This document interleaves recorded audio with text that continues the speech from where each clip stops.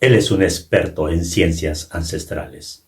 Es ingeniero agrónomo de profesión y un consultor de agricultura ancestral andina. Tiene el linaje de los amautas, pero sobre todo y ante todo es un respetuoso de la madre naturaleza, Gaia o Pachamama. En el mundo andino lo conocen como el Taita Yuru Parayaco. Main Sherpa ha ido hasta Natabuela, en Imbabura, Ecuador, para entrevistar en persona en su sitio sagrado al Taita Yuruparayaco. Quédate porque esta entrevista realmente te va a interesar. El Taita Yuruparayaco nos va a enseñar, nos va a ilustrar con sus conocimientos sobre la naturaleza, pero sobre todo nos va a hablar de su sabiduría, de su profunda sabiduría sobre la planta sagrada, la ayahuasca. Quédate si te interesa saber más sobre la ayahuasca de alguien realmente experto en este tema.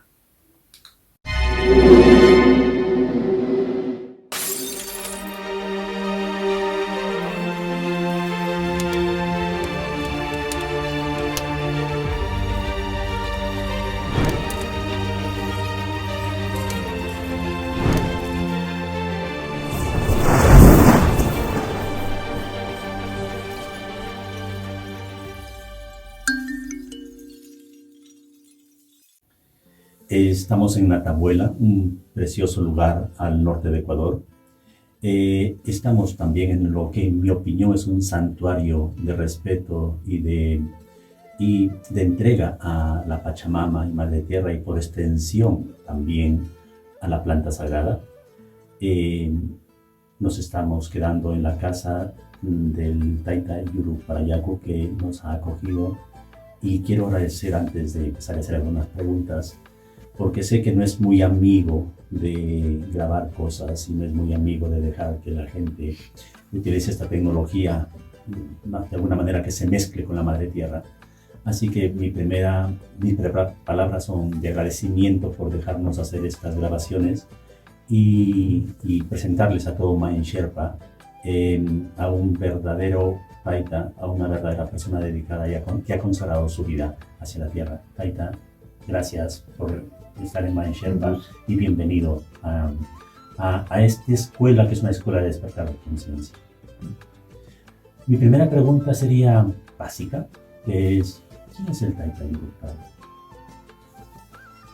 Bueno, aparentemente, obviamente soy un mestizo, pero como a nosotros nos toca escoger nuestros padres cuando estamos en la pacarina, hemos vuelto a ser pequeños después de haber pasado algunas vidas, ¿no? Y vamos y venimos 10, 15 veces, y si es una persona que no toma conciencia de para qué vino o por qué vino como ser humano, pues va a pasar muchas vidas más, o sea, pasa el tiempo.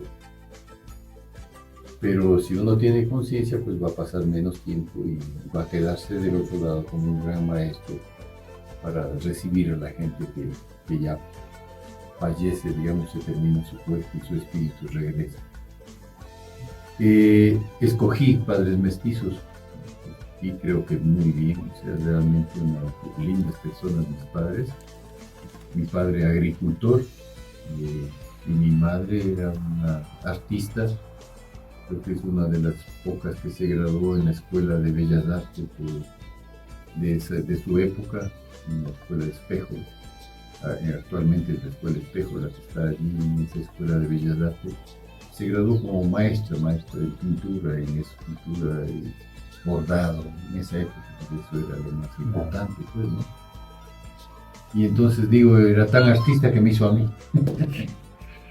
Pero además tuvo la oportunidad, digamos, al casarse con mi padre, pues de vivir en el campo y tener la ayuda también de otra maestra, digamos, campesina maravillosa, Mama Yayo, que decimos que nos ayudó a criar y era realmente una mujer muy sabia y transmitió a mi madre pues mucha de su cultura. Vivíamos en Mocha, entre Ambato y Riobamba, es justamente la tierra donde los turuáes tenían su jardín productor de alimentos, ¿no? Porque normalmente cuando erupciona la Mama Tungurahua casi todas las cenizas van hacia hacia el occidente, y entonces se depositan en todos estos suelos y es increíblemente productiva para todo tipo. Era impresionante, tubérculos, Claro. todo, cereales, todo se daban allí, y yo me crío con toda esa alimentación Natural.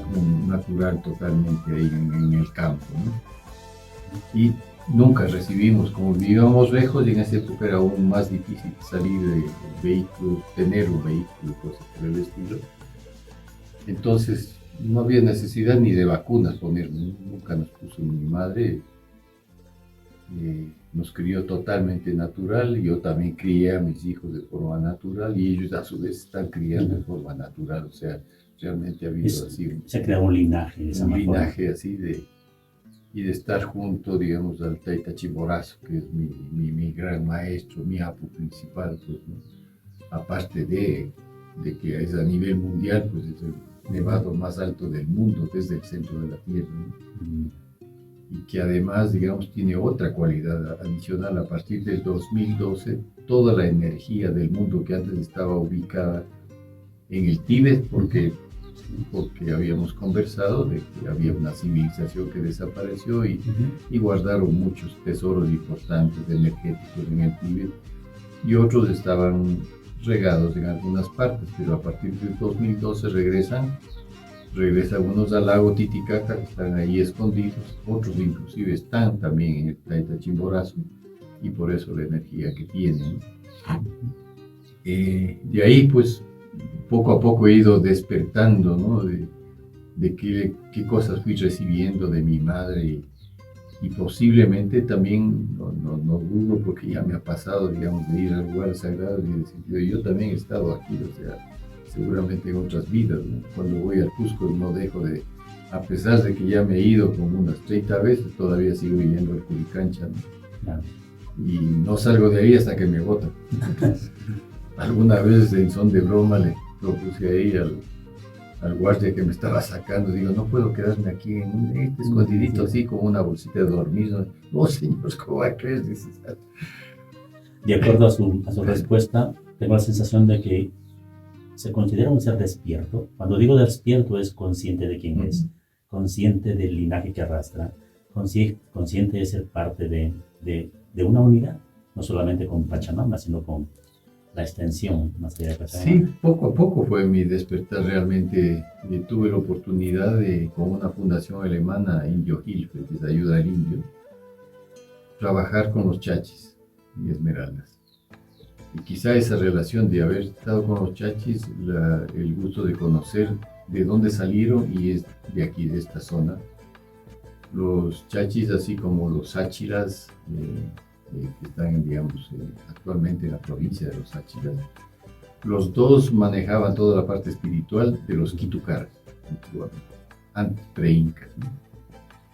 Entonces ellos, por la sabiduría mismo de ellos, vieron que iban a venir los incas, que estaban subiendo y todo, pero ese no era el mayor problema. El mayor problema era que venía otra civilización a destruir todo lo que son.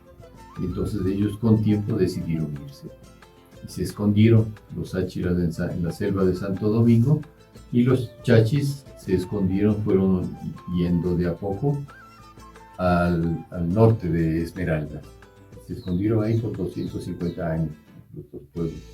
Otro pueblo que hay aquí al norte, que son los Awa y los Empera también. Y coincidencialmente ninguno de ellos perdió su cultura. Entonces siguen manteniendo su idioma, su vestimenta, su forma de vida, todo, su cultura en general.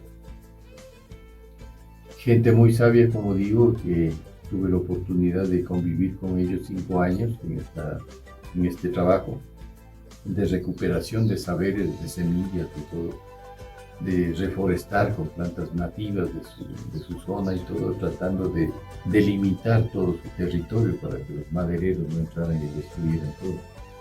Pero claro, ya habían entrado también evangelistas, entonces tenían cautivados, digamos, a la gente con esta religión. Pero en todo caso, digamos, mientras yo descansaba en alguna de las comunidades, escuchaba diferentes formas de sanación de los chachis, ¿no? De los mirucos, que son su sanador. y obviamente también tomaban ayahuasca, que ellos en su idioma le llaman pilde. Una de las formas de sanación de ellos es justamente con la planta maestra, la toman, le dan al paciente, pero ellos logran, hay gente muy, muy sabia realmente, logra salir de su cuerpo, entrar al paciente y desde adentro diagnosticar qué es lo que tiene el paciente. Y luego le dan todos los remedios necesarios para que esa persona se cure. Entonces yo oía y un día dije, no, ya basta, tengo que ir, y felizmente eran amigos, habíamos hecho una buena relación. Entonces pedía permiso y les acompañaba en la sanación. Entonces, eso fue despertando en mí y dije, ¿por qué es que esto me gusta? Entonces, dije, algo vengo. Y poco a poco fui describiendo que había venido con algunos dones.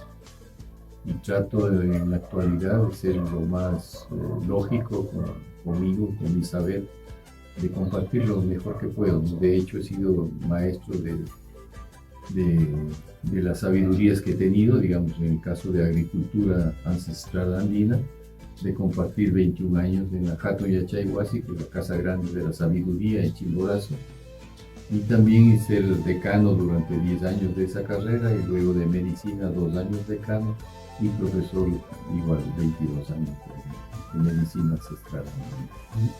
Entrando un poco en el tema de la ayahuasca en sí, preparando un poco todo este documental, he leído muchas definiciones de la ayahuasca, he visto vídeos, pero no he escuchado ninguna definición de un verdadero taita o de una persona que de verdad conoce la planta. He escuchado de científicos, definen a la ayahuasca, dan su opinión sobre la ayahuasca, de gente, vamos a decir entre comillas, común y corriente, pero me gustaría saber la opinión, que nos contara qué es para usted el ayahuasca. Alguien que lo siente, que no es, esto no es un ritual No es algo banal. leído. Copiado. Exactamente, lo siente, lo lleva.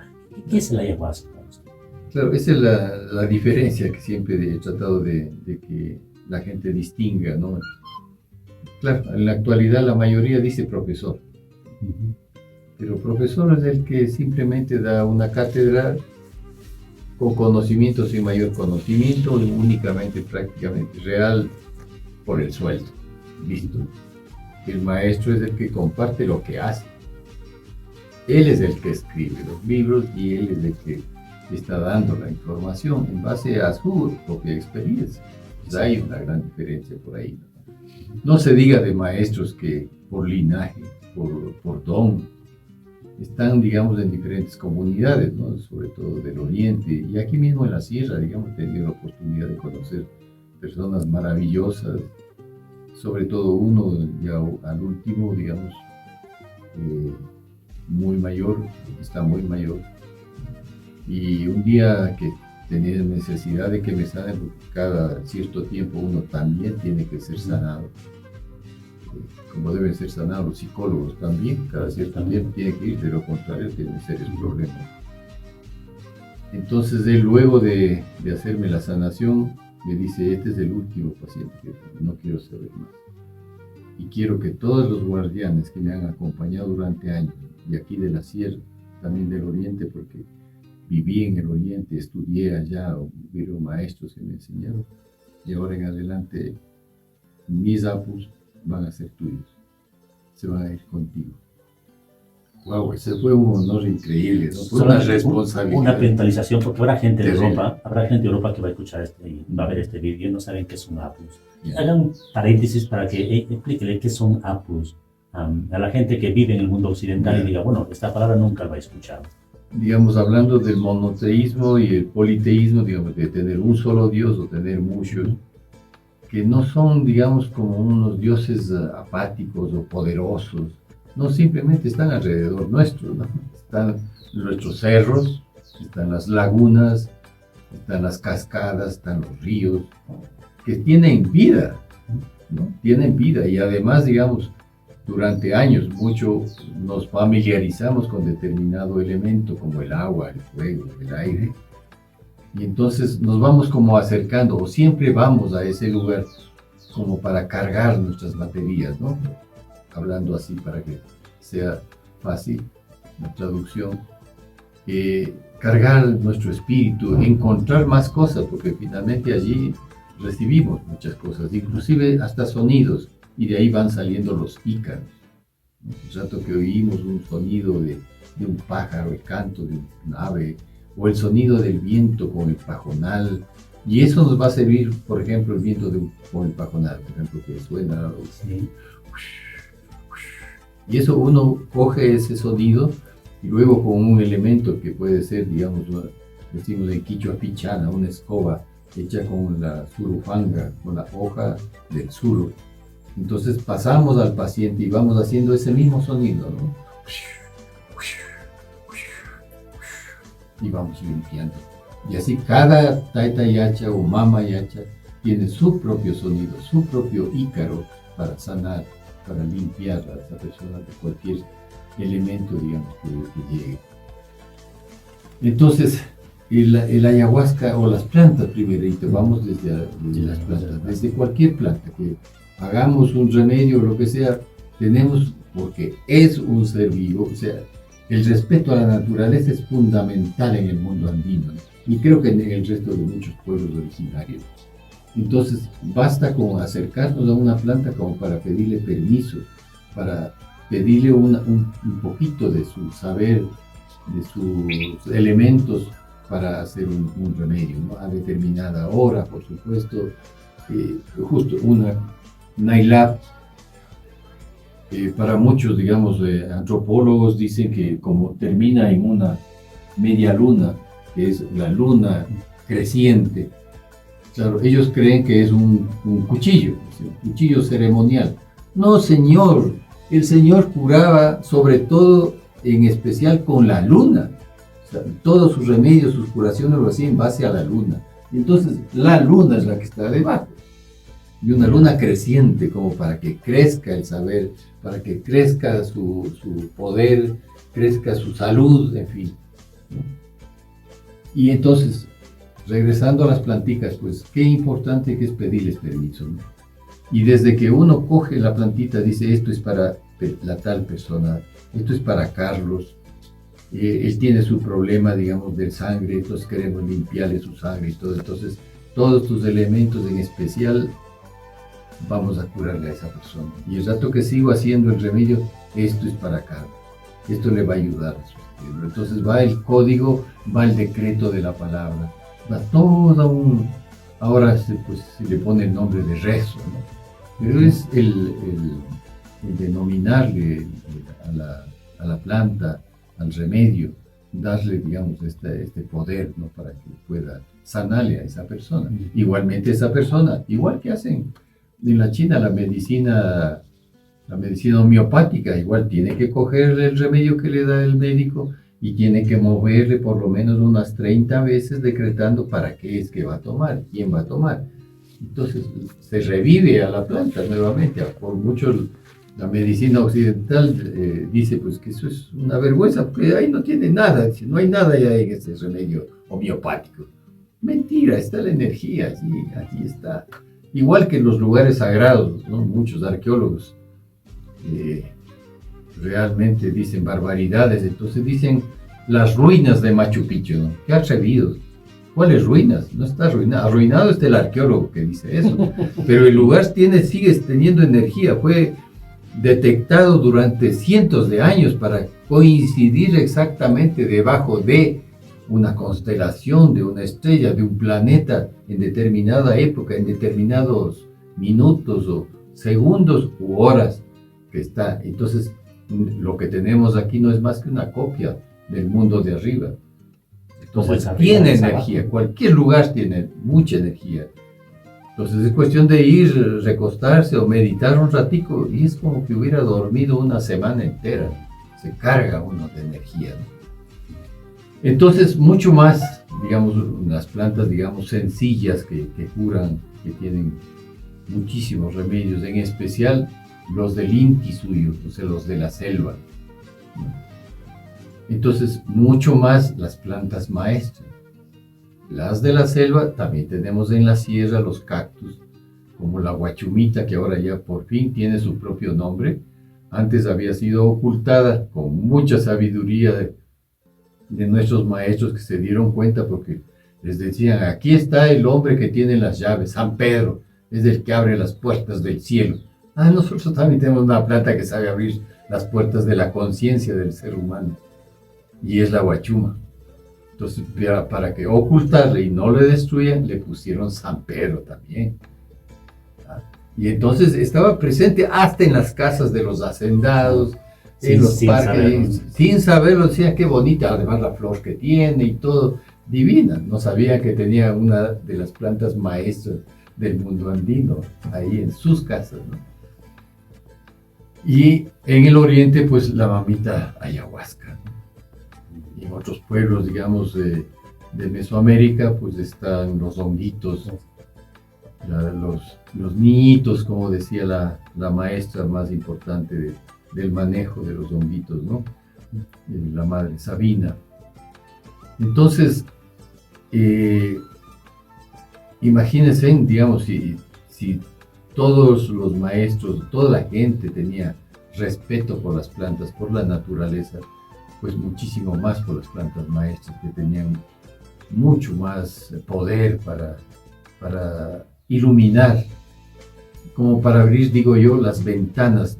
La mayoría de la gente estamos como encerrados en un cuarto oscuro, como prisioneros, hasta que alguien nos abre de ventana en ventana, de a poquito, y uno se maravilla de la belleza del lugar, del paraíso en el que vivimos, porque Latinoamérica es un paraíso, realmente, por la diversidad de climas, diversidad de alimentos que tenemos, de tantos colores.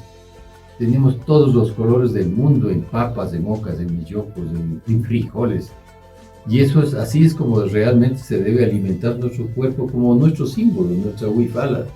Es para eso, fundamentalmente. No es una bandera de bandolero, de pirata. No, es una huifala de 7 colores, como el arco iris. Igual que son sanados cada uno de estos chakras o de estos ñahuis en quichua, con notas musicales que también son 7, qué coincidencia, ¿no? Coincidencia. ¿Ya? Entonces podemos sanarnos desde el do hasta el mi, arriba. ¿Cualquier persona está abierta a recibir la sabiduría de la ayahuasca o hay ciertas restricciones?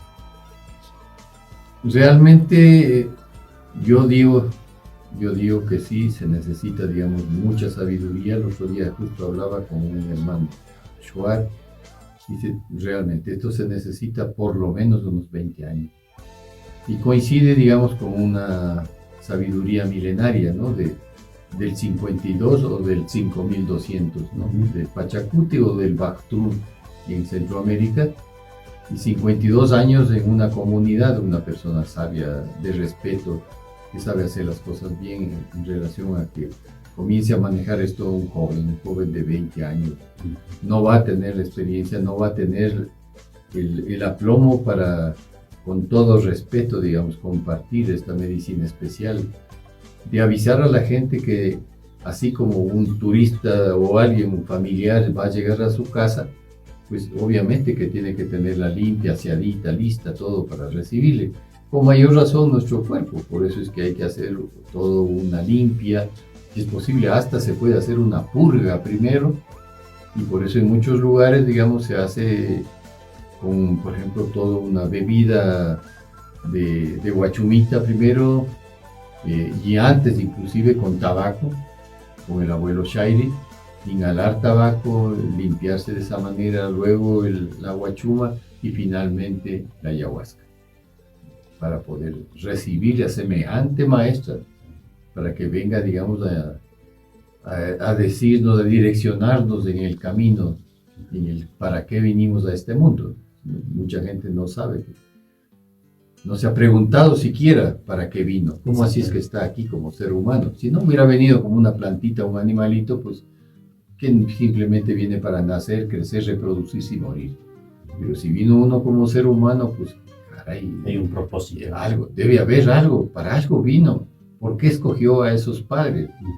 No digo a los hermanos, porque los hermanos somos como la mano, somos totalmente diferentes, cada uno tiene su misión, pero uno no. O sea, entonces es importante Y por eso es que tiene que haber toda una preparación para poder recibir la madre ayahuasca, ¿no? La misma que es a su vez hecha y preparada, cortada, traída del monte, con una cantidad de decretos, de pedir permiso y de todo para poder traerla, ¿no? Y preparar, limpiarla, se la está preparando, cortando, haciendo pedazos más pequeños para que pueda soltar todos sus elementos, luego hervir y hervir y hervir y bajar cantidades de agua a evaporar hasta que se concentre y sea un regalo, un bocadito, ¿no? para poder, digamos, despertar, ¿no? Hace un momento habló sobre las plantas y que todo tiene una energía y que todo eso transmite. Yo intento unir dos, vamos a decir, no corrientes, sino dos sentimientos. En física hablan mucho de que todo en este planeta, en este mundo es energía, conciencia y vibración, con lo cual es prácticamente lo mismo que se está diciendo desde otro ángulo diferente, que es que cada planta tiene una vibración, tiene una fuerza, tiene una conciencia, ¿no? Entonces, desde ese punto de vista, cualquier persona de cualquier parte del mundo que crea en la ayahuasca puede venir a estas tierras y beber la ayahuasca, o hay unos límites, o hay ciertas, vamos a decir, parámetros, decir no, tal vez por tu cultura, tal vez por tu condición, por tus creencias, por tu formación, tú no deberías probar la ayahuasca.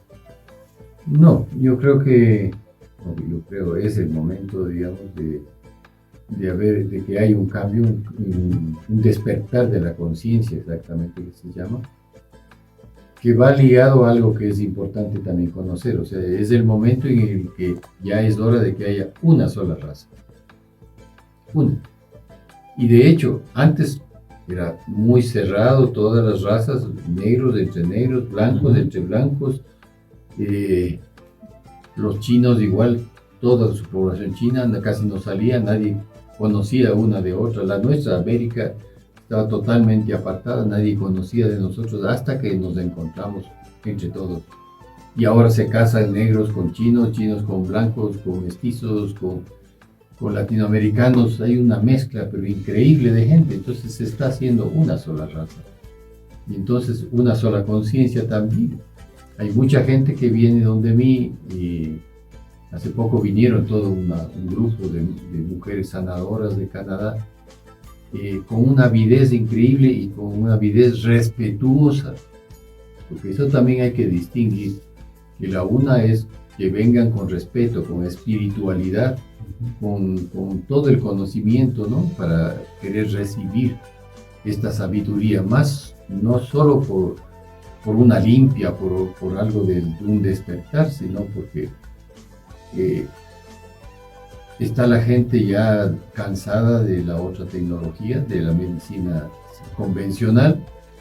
Peor después de la pandemia, de esta pandemia, pues se ha visto que es un puro negocio. Ya se cansaron de que haya determinadas enfermedades y ellos solo producir para esas enfermedades, sino que ahora se aventuraron a crear enfermedades y producir remedios para esas nuevas enfermedades creadas por estas grandes corporaciones, ¿no? Que pues al inicio, digamos, comenzó todo esto de aquí a raíz de que Rockefeller se inventó el cuento de que pues habría que crear un negocio, pues, y a él le pareció que esto de la medicina ancestral no tenía asidero y de que él me iba a crear medicinas, ¿no? Y crea las farmacias y comienza a ser tan caritativo con las facultades de medicina, y entonces comienza a lavar el cerebro a los profesores de medicina y además subvencionándolos para hacer experiencias y todo con los medicamentos que iban ya creando las farmacéuticas, y se apodera de toda la medicina a nivel mundial, y dejando de lado totalmente, ¿no? Y creando, digamos, una aversión hacia lo natural. Entonces, la ayahuasquita es una planta muy linda, como digo, producida, criada, elaborada, con mucho amor, con mucho respeto para compartir con las personas. Entonces, la persona que quiere pues tiene que atenerse a eso, a recibir con todo el respeto que se merece. ¿Para qué? Para su bienestar, no solo para un momento de éxtasis, que también una gran parte de población, sobre todo extranjera, que ya ha estado, digamos, recibiendo o administrándose diferentes drogas, dice, esta de aquí me parece increíble, ¿no? Dice que uno hace cosas y vuela, y la gente cuenta horrores de la cosa, y uno ve horrores, los horrores que se puede ver es los horrores que uno tiene dentro, que muchas veces no aflora, sino el rato dice, pero ¿cómo si era una buena persona? ¿Cómo pudo haber violado a esta niña? Dice que por dentro tenía esas cosas, tenía sus genes, dentro de sus antepasados había algo, o él en su vida pasada era un monstruo, y finalmente tenía eso guardado y despertó y hizo lo que hizo, ¿no? Entonces, la ayahuasquita pues ayuda a descubrir cosas de la forma más cariñosa, más sencilla, con ciertas cualidades en relación a la guachumita. La guachumita es como en blanco y negro, tranquilita, así como friecita, serranita. La ayahuasca es como más costeña, más amplia. Y entonces, como es a todo color, como es nuestro Amazonas, nuestro oriente y todo, pues es a todo color, unos colores indescriptibles, ¿no? Hay gente que ha hecho pinturas ahí en Perú, hay una maravilla de un pintor que era como frustrado de querer enseñar, y él un día me contaba ahí en Chachapuyas o en Moyobamba era, que se dedica a compartir con los muchachos y no pintaban bien, decía, algo falta aquí. Una noche, digamos, él sueña de que la madre ayahuasca le dice, hazles probar, compárteme con ellos. Y les comparte ayahuasca a los chicos. Y después comienzan a pintar. Y te cuenta las pinturas que pintaron. Era una locura, él no podía creer la maravilla. Esas pinturas las enmarcó preciosas y dijo, vamos a vender en el mundo, en Europa y todo, y están muy bien. Fue un éxito, unas pinturas increíbles, no podías describir de todas las cosas que salía de cada uno, de los ancestros que a través de ellos comenzaban al despertar de conciencia, ¿no? Unas plantas maestras que no se sabía, como una planta maestra que ha estado oculta también, que recién está nuevamente aflorando, que se la tomaba como una bebida común y corriente, rica, calientita, apetecible, que fue llegando de a poco, digamos, apenas nos descubrieron a nosotros, a Europa. Y oh sorpresa, qué maravilla, el cacao. El cacao también es una planta maestra, y que se la debe tomar así como hacen el pueblo chino, con el té, toda una mesa del té, con toda la rigurosidad de preparar, de elaborar, de cosechar, de todo, y luego la mujercita que prepara no una taza, un jarro de té, sino un bocadito de té, hecho con toda la sabiduría.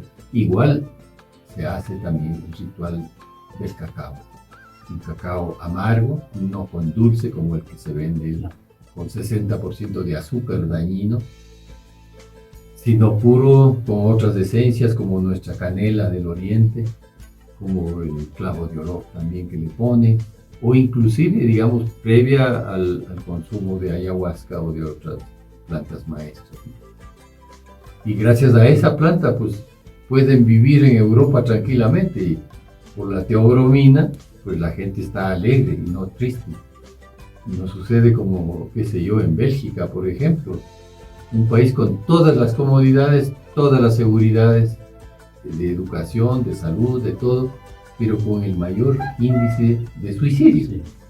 Suelen haber Noruegas también. Entonces, y el cacao es el que está salvando la alegría, estas cualidades que tiene pues de esa maestra para ayudar a que la gente esté bien, satisfecha de vivir en este mundo, en este tiempo. Hay gente que prueba la ayahuasca, le gusta la experiencia, porque salen cosas que no se esperaban y se dan cuenta de que es algo potente. Repiten y repiten y repiten. ¿Qué tan peligroso o no recomendable es como algo adictivo para gente que igual tal vez no está preparada y se vuelve eso, la ayahuasca deja de ser, podría ser, dejar de ser una planta sagrada para volverse algo adictivo a la gente que no está preparada. Podría ser, pero la adicción sería a querer seguir tomando por tomar. Exactamente. Pero más no porque le esté haciendo daño. ¿Por qué no hace daño? Simplemente saca cosas de adentro, aparte de que no está sola, digamos. Hay algunos pueblos que le dan sola y otros que le mezclan con plantas que ayudan de una vez también a limpiar nuestro organismo, ¿no? Como es la chacuna. Entonces, entre las dos le abrazan a la persona y le tratan de sacar, de arrancarle todo lo malo que tiene para que sea una buena persona. Y que coincide, digamos, con esta época nuevamente, ¿no? Claro. Con esta época del despertar que necesitamos gente buena. Consciente. Y ese es el problema, de que hacia quién, hasta qué gente, a qué seres humanos queremos nuevamente poner adelante, como lo hicieron hace miles de años también. Casi todas las cosas que hay eran de una época floreciente, maravillosa, época femenina, de matriarcado. Y a partir del 2002, este nuevo Pachacute que estamos viviendo es de las mujeres y muchos hombres no quieren entender. La sociedad actual y este grupo que gobierna este mundo, que quiere gobernar este mundo, es machista, terrible. Y entonces por todo lo que está sucediendo es por puro machismo, por no entregar las riendas de este mundo a las mujeres, porque ya es el tiempo. No es que el 2012 se acababa el mundo, no, se acabó el tiempo de los hombres. El ciclo. Se acabó el ciclo de los varones. Y ahora comienza el femenino. Queremos vivir en paz, ya es hora de que se acabe tantas cosas, ¿no? Y está pronosticado que se acabe incluyendo el papado, incluyendo muchas culturas y muchas cosas negativas. Entonces, si esta plantica nos ayuda a ese despertar, a vivir mejor, a ser más respetuosos con la naturaleza, pues bienvenida, pero que se la haga con todo el respeto, que no mezclen otras cosas como para hacer daño y abusar de las personas que están confiadas en tomar esta planta maestra. Unas últimas preguntas antes de terminar, porque es importante, y si no lo hago me van a linchar en Europa. Hay gente amigos míos que viven allá, tanto ingleses como españoles, que me dicen, yo quiero probar el ayahuasca, pero tengo mucho miedo a vomitar. Y me dicen, yo lo tomaría porque quiero mucho probar el ayahuasca, pero tengo pánico a vomitar. ¿El vómito es parte indispensable del proceso o es algo que se puede evitar? En nuestro mundo no decimos vomitar, sino aliviar, porque es un alivio. No tomamos en cuenta que también nuestro cuerpo es inteligente. Y vayamos primero por algo que es muy común. Estoy gordo, voy a dejar de comer. El cuerpo no es tonto. El rato que dice voy a dejar de comer, deja de comer, ya no prueba nada en la merienda, o come poquito nomás en el desayuno, poquito en el almuerzo. El cuerpo por dentro dice, se pone a pensar, porque todo nuestro cuerpo tiene cerebro. ¿Qué pasa a este? Pobrecito, se está desnutriendo, muriendo, vamos a guardar alimentos. Y comienza a coger y, claro, guarda en muchas bodegas, muchas llantas aquí, por todos lados, muslos, todo, y bien cerrado. Y claro, se va engordando la persona. Haciendo lo contrario, como digo, el cuerpo es inteligente, entonces voy a comer, no voy a dejar de comer, voy a comer más, pero más eficiente. Voy a comer 5 veces al día. Café, almuerzo, merienda y adicionalmente a las 10 de la mañana un fruto, una fruta o un fruto seco. Uno, no más. A las 4 de la tarde nuevamente otro fruto. De merienda, no es que voy a comer una parrillada, pero sí voy a comerme, por ejemplo, una taza de quinoa de dulce. Súper alimento andino. ¿Ya? Y voy a estar bien alimentado. Y el cuerpo va a pensar, no, pues este está comiendo demasiado.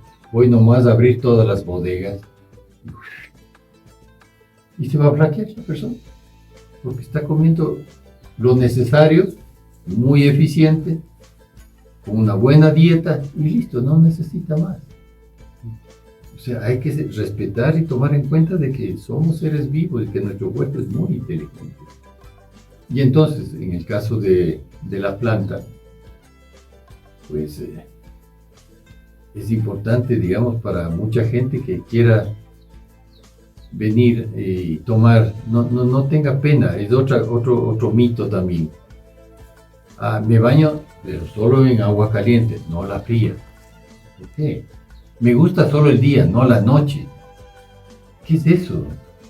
Me gusta solo ingerir, no eliminar. Cuando esto es una maravilla, saber que mi cuerpo nuevamente es inteligente.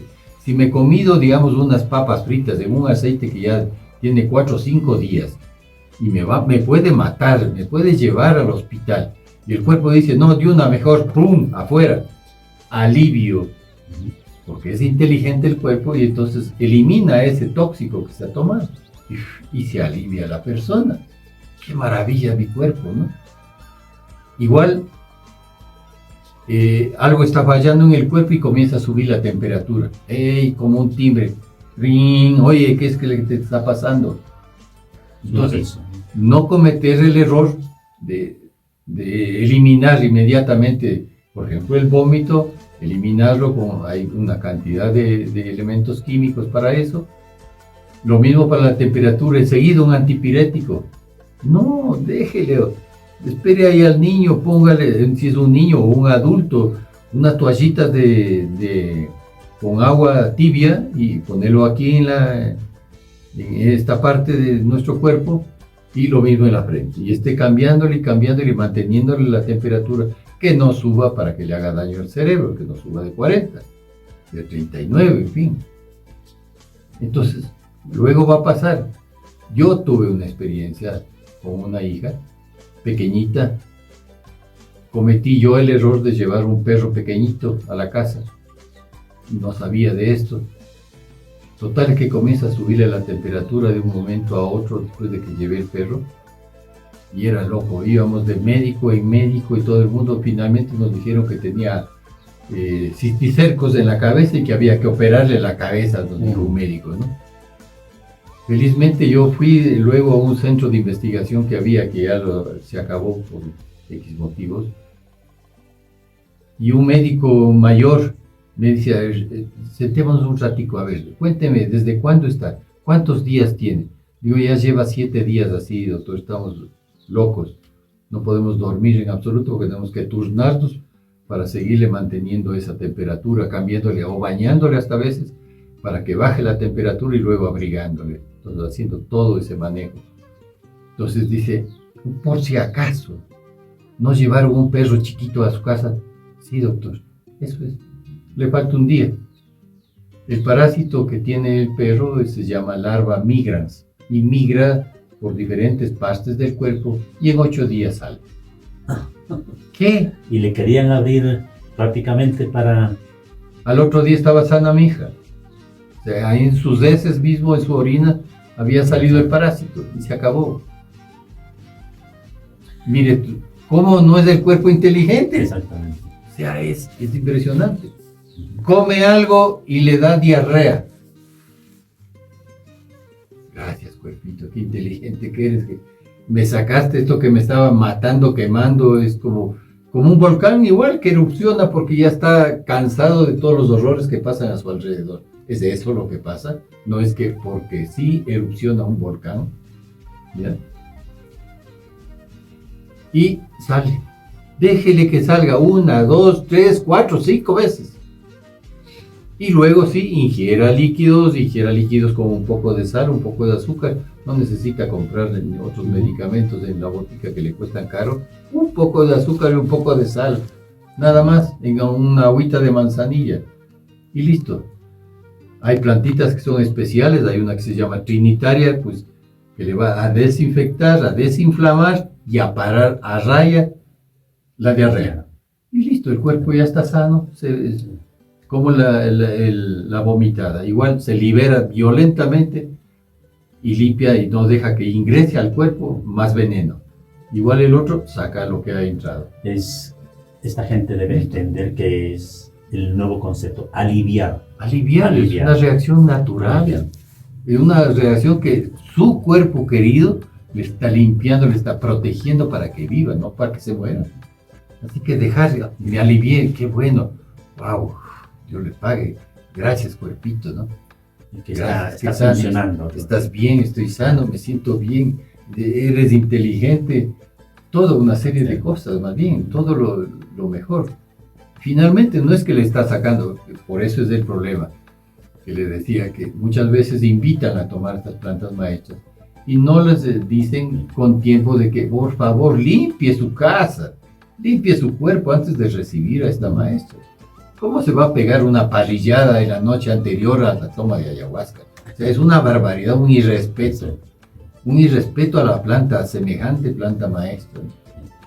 Entonces, supe las consecuencias. Sí, exactamente. ¿Y qué tal hemos hablado del ayuno físico, de la limpieza física, de la limpieza mental, me refiero? Igualmente, como te decía yo, es importante, digamos, uno ir digiriendo qué es lo que está pasando, como quién soy, además, que eso es lo que quisiera preguntarle a la maestra, ¿no? Que me ayude a averiguar quién soy, para qué estoy aquí, cuál es mi camino.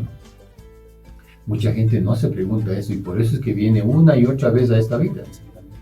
Porque no se pregunta y andan así simplemente. Es como igual que una planta, nace, crece, reproduce y muere. Y no ha hecho nada por ella misma, por averiguar quién es y para qué está aquí. Entonces es importante, digamos, ir como escribiendo quién soy y todo esto y para averiguar y el rato que esté la maestra dentro del cuerpo de uno, aprovechar pidiéndole consejo alrededor de estas cosas. ¿Qué hago? ¿Qué voy a hacer? ¿Cuál es mi camino? Entonces es todo un aprendizaje de ir sacando eso, de conocerse uno mismo, de qué es lo que está pasando. Por eso yo siempre sugiero que antes de tomar una planta maestra, se mire a un espejo, es una terapia, unos 5 minutos un día, otros 10 otro, porque a lo mejor se va a dar un mar de lágrimas ahí, preguntando si no sabes quién es, ¿por qué no me pregunté antes? ¿Para qué estoy aquí? ¿Quién soy? Inclusive para poner los pies en la tierra por la identidad misma de uno. ¿Qué será? ¿Soy blanco, negro, mestizo? ¿Qué soy? Pues eso es importante, digamos, saberlo. En su experiencia, que habrá visto pasar por aquí mucha gente para tener esta experiencia de la ayahuasca, podríamos hacer una conexión de gente con mucho drama mental, dolor, pena, tristeza, furia, rabia, con alguien que viene, vamos a decir, un poco más trabajado y en los primeros hay como una reacción mental de que la madre ayahuasca o la planta sagrada muestra ese caos que ya traen de fuera, y en los segundos casos tal vez más tranquilidad o más despertar. ¿Podría haber una conexión o es simplemente algo vago? Diríamos que hay dos tipos de personas. La una simplemente que está sola, simplemente con sus problemas, que comienzan a aflorar ahí, y entonces muchos se asustan, que se espantan, que lloran, que se retuercen, digamos, del lugar que están durmiendo, descansando. El chiste es de venir y estar lo más lúcido posible todo el tiempo, no haber estado agotado y viene medio toma y se duermen, no tiene sentido, no pasó nada. Que eso sería lo normal, digamos, lo común. Pero también hay otro lado, que mucha gente no lo maneja. Por suerte, digamos, quizá en mi camino, digamos, lo que se cruzó y me llamaron para esto, mis apus, la gente superior, es para manejar algo que la mayoría de gente no conoce, ni nos prepara nuestros padres ni nadie. Siempre ha sido algo relegado, esta cuestión de espíritus, y simplemente nos han dicho desde el comienzo de que llega un momento en que nosotros morimos. Y punto. No morimos. Nuestro ser no es cualquiera, o sea, no es un simple objeto. Somos fundamentalmente energía. Entonces, un 20% de energía, que es la que nuestros padres nos hacen al juntarse con mucho amor, con mucho cariño, pero nosotros como espíritu llegamos a ese momento y nos introducimos en ese cuerpito que están haciendo nuestros padres. Cuando ya se acaba ese cuerpo, a la edad que sea, no está planeado, digamos, por nosotros cuando nos vamos, sino que a lo mejor está escrito en algún libro cuando me toca el regreso. Y entonces se termina ese cuerpo por muchos errores del cuerpo o de nuestra alimentación, quizás. Pero nuestro espíritu no se va, no se queda, digamos, allí, sino que tiene que ir a otra dimensión, que no es que está lejos, estamos aquí mismo. Las dimensiones son una sobre otra que están aquí. Si alguien tiene un espíritu, estoy seguro que el espíritu está aquí, y por eso muchas veces ese espíritu no me deja despedirlo de esa persona, y me apaga la vela, me apaga el tabaco, no me deja prender, me hace cosas, me hace tropezar. La cuestión es que no me deja hacer todo el trabajo para que salga finalmente. Entonces, cuando están con estos espíritus ciertas personas que por alguna razón, porque son muy sensibles y absorben espíritus que, por ejemplo, es muy común que alguien fallece en un accidente de tránsito. El espíritu sale y dice, ¿qué pasó? Y él cree que no ha muerto. Y quiere preguntar a las personas y resulta que ya no los puede tocar. Y entonces está esperando, no 1 año, 2 años, puede esperar 1000 años.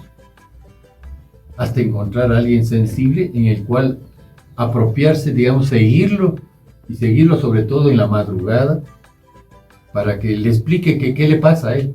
El problema es que luego de eso pasa un tiempo como que se encariña con esa persona porque le está dando a cambio energía, le roba energía, y por eso amanece mal genio, amanece sin ánimo, no quiere levantarse, no quiere que abran las ventanas, en fin, una serie de cosas que pasan en la casa, se prenden luces, se apagan, oyen pasos, todo es porque hay un espíritu allí y hay una persona mucho más afectada. Los niños se asustan, se levantan de madrugada corriendo asustados a la cama de sus padres porque les cuenta que ven sombras, que le han visto a un chiquito, a uno más grande. Los padres muchas veces no saben y más bien les castigan, estás loco, estás chumado, que estás soñando estas cosas, pero nadie explica de que es un espíritu que está buscando saber qué le pasó, nada más. Entonces hay que despedirlos, es todo un ritual para despedirlos, ayudarlos a que se vayan y descansen ellos y dejen descansar a esa persona y a esa familia. Entonces imagínate tú esa persona que está con ese espíritu y toma ayahuasca. Ese espíritu no quiere salir así fácilmente y entonces se produce casi diríamos como una catástrofe ahí con esa persona. Y ahí es que por eso es que es importante que la persona que comparte la ayahuasca sea realmente una persona que tenga mucha experiencia, sea realmente un maestro, un sabio, y que esté atento a cada uno. Y por eso no pueden ser que compartan ayahuasca a 30, 40 personas, porque eso no es manejable. Eso es algo comercial. Eso ya es comercial, no puede ser. O sea, no deberían pasar más de 8 personas, como máximo diría yo. Y además de un sitio donde estén protegidos, de lo contrario, dicen, vayan nomás por ahí a aliviarse. ¿Qué tal si hay un río, una quebrada, o están en el oriente, le muerde una culebra o algo por el estilo? O sea, tiene que haber una protección, tiene que haber otras personas, como sí pasa, digamos, en Perú con los hermanos Shipibos, que son muy disciplinados, muy cuidadosos, muy respetuosos, muy cariñosos en hacer sus ceremonias de yagé o de ayahuasca, ¿no? Entonces, eso hay que saberlo manejar, entonces hay que cuidarlo, hay que igual hablar ya no solo con el paciente, sino con el espíritu. Miren, es el doble trabajo que hay allí, que de pronto se presenta porque no se había descubierto. Por eso yo siempre trato de hacer primero una limpia a mis pacientes, un diagnóstico puede ser con vela, otros lo hacen con orina, otros lo hacen con la saliva, se lo hace además con tabaco también para ver cómo está esa persona y saber si tiene espíritus. Entonces primero le curo los espíritus y luego vemos lo de la ayahuasca, porque si no se va a hacer un lío. Entonces hay que hacer las cosas bien, igual es con los temazcales, con el baño de vapor. Hay 2 caminos, digamos, el camino rojo, que hace rituales, que es muy caliente. El bien hecho es una maravilla, pero hay mucha gente que Entra 2 temazcales y ya se cree maestro, entonces, y comienza a hacerlo por negocio. Entran apenas 10 personas en ese temazcal y él mete 20 y hacen horrores. Y adentro toman también a plantas maestras. O sea, es una barbaridad, un irrespeto impresionante, ¿no? Así que Sí. estas cosas son importantes, que, Sí, que la gente aclararlas y que la conozca, gente- que esté exactamente. tranquila y sepa que a dónde va, averigüe quién es el Exactamente. maestro y todo esto para que pueda hacer las cosas bien. Una última pregunta para terminar, y es, más bien es una curiosidad mía. Nosotros como proyecto, como Mind Sherpa, como el proyecto Mind Sherpa, tenemos contacto con información, vamos a decir, especial. Parte de esta información es de unos seres de novena dimensión llamados Blue Evians. Personalmente traduzco parte de esa información y la mostramos al mundo. Parte de esa información es que ellos tuvieron contacto con la cultura del Teopantinsuyo, así como también otras culturas del mundo, pero la mexicana, por ejemplo, los maya. ¿Tiene algún conocimiento de esto? Porque es una curiosidad. Yo cuando estudié en el colegio, obviamente en el colegio nunca tocan estos temas, pero me hubiese encantado que un profesor me hablara de la conexión del Tahuantinsuyo como territorio, como cultura, con estos seres de novena dimensión. No sé si sabía alguna cosa, porque ustedes guardian un poco esta sabiduría. No sé si te acuerdas, habíamos hablado un poco de que nosotros no somos una cultura cualquiera. Estoy convencido de que el planeta Tierra, digamos, realmente nace de estas dos civilizaciones inmensas que hubieron.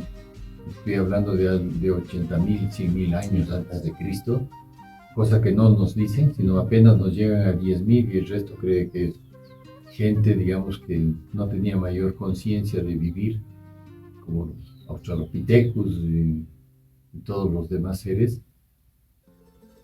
que seguramente sí vivieron en otra parte de Europa, en África y todo, pero acá la gente que hubo, digamos, tuvo la suerte de mezclarse con dos civilizaciones, digo, ¿no? En el Atlántico los atlantes y en el Pacífico los murianos.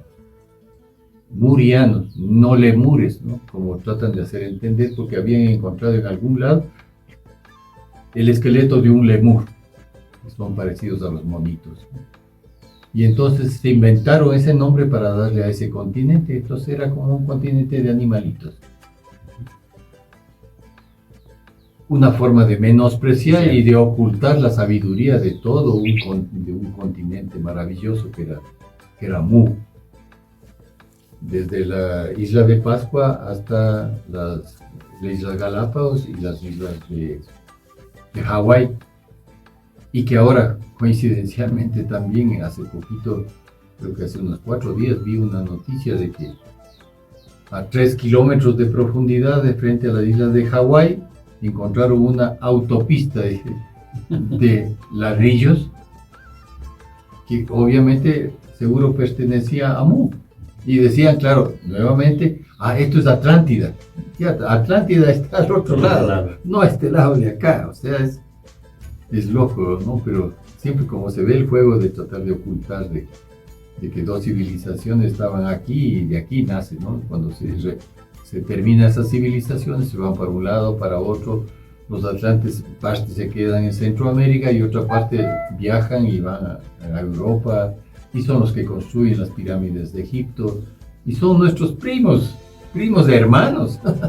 No son cualquiera la gente que hizo eso, porque las pirámides nuestras no serán en punta, como me explicaba un maestro en el Perú, estando sentados en un lugar sagrado, y me decía, ¿sabes la diferencia que hay entre las de Egipto y con las nuestras? Digo, no, es que las de Egipto, el faraón decía que era pues Amon-Ra en vida aquí. Entonces, por lo tanto, encima de él no hay nadie. Por eso termina en punta, porque ahí está Amon-Ra. Mientras que acá, diferentes culturas, sea Montezuma en Centroamérica, acá los incas, no eran la última autoridad. Sobre ellos estaba el Consejo de Ancianos. Esa es la diferencia. Tanto así que cuando el último inca digamos, de su generación, digamos, normal, cusqueña, Huayna Cápac, llega acá y aquí tiene un hijo con la princesa Pacha, hija de Condorazo. Coincidencialmente, esta princesa muy sabia y su gente y sus madres y todos, pues hicieron todo para que ese hijo naciera el día del sol recto. Es el 21 de marzo aquí en Ecuador, cuando no hacemos sombra a ningún momento, a ningún lado, a las 12 del día, el 21 de marzo, el día del sol recto. Ese día nació Atahualpa. Con una conjunción planetaria totalmente diferente pues, al nacimiento de Huáscar en el Perú, con su mujer principal, su Pibihuarmi. Entonces, Huayna Cápac no regresó más a Perú. Regresó cuando él tenía, Huáscar tenía 14 años y es el momento de que pasaba de ser un niño, un joven, pasaba a ser adulto, un guerrero y todo esto. Y le hace toda la ceremonia. Había ido cuando él tenía recién 7 años también y puso su nombre y toda la cuestión que es importante en el mundo andino, y vio que la ceremonia la hacían hombres y hacían una huasca así, solo con las manos.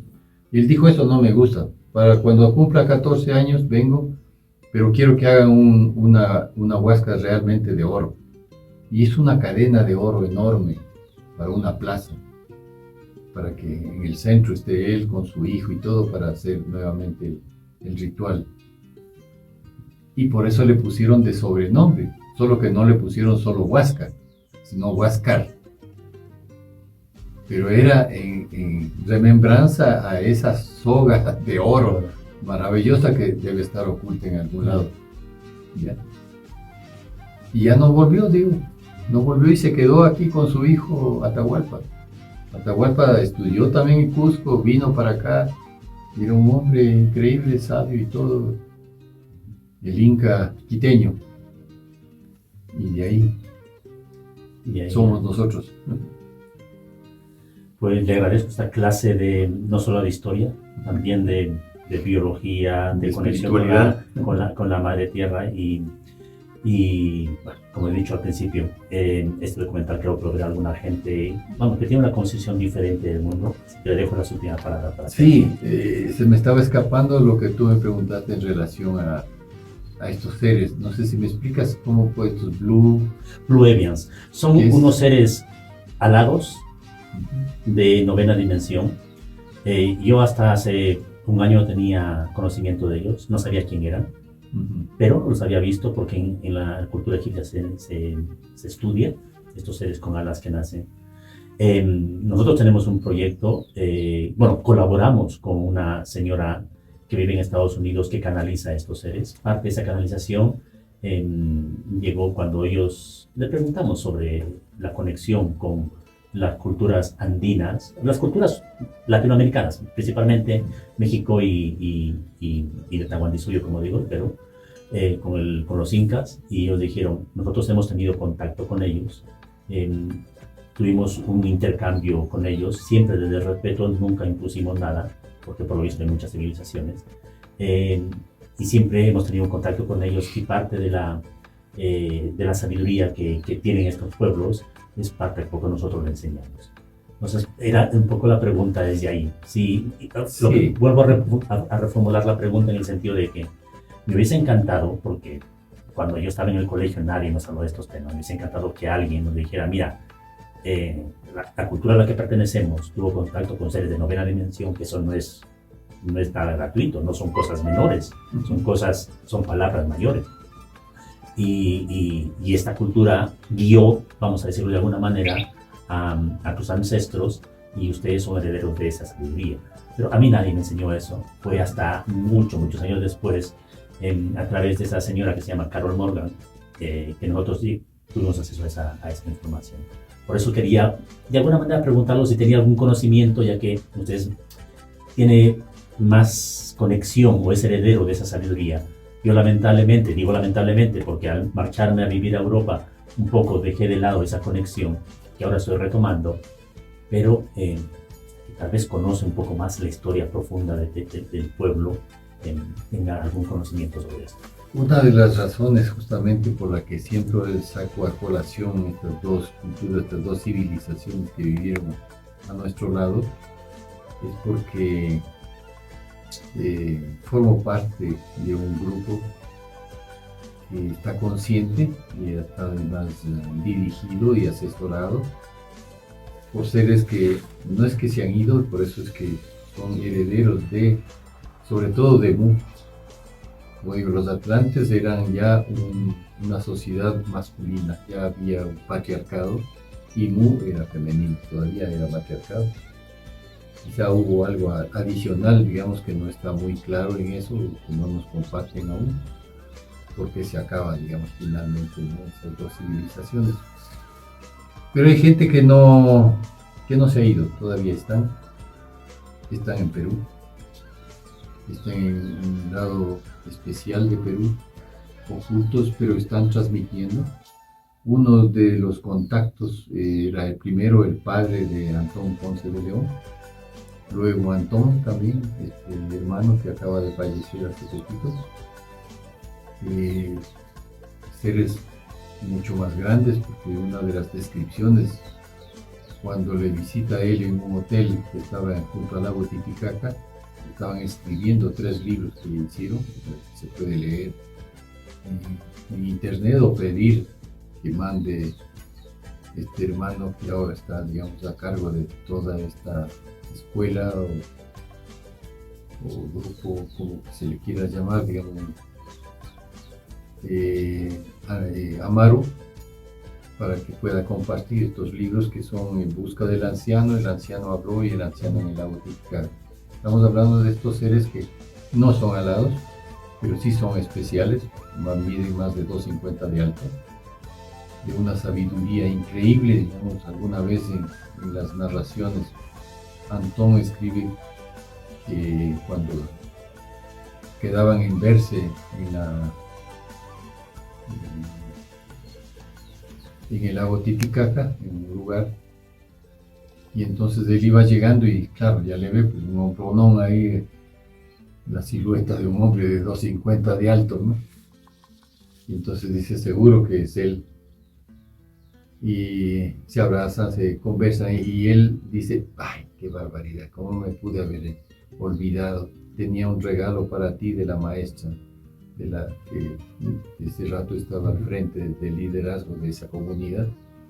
Pero me dice, espérate, regresa tú al hotel y me esperas ahí que regreso enseguida. Estaban en el lago Titicaca, estaban en Puno, digamos, más adentro, en una de las islas que hay especiales. Y él se fue al Cusco más adentro y luego regresa como en 10 minutos trayéndole el regalo de la hermana Chasca, que es quien dirige la comunidad, es una mujer. Y claro, golpea la puerta y él, claro, dice, bueno, sí, y tú ya llegaste, qué bueno. Y él se agacha para entrar.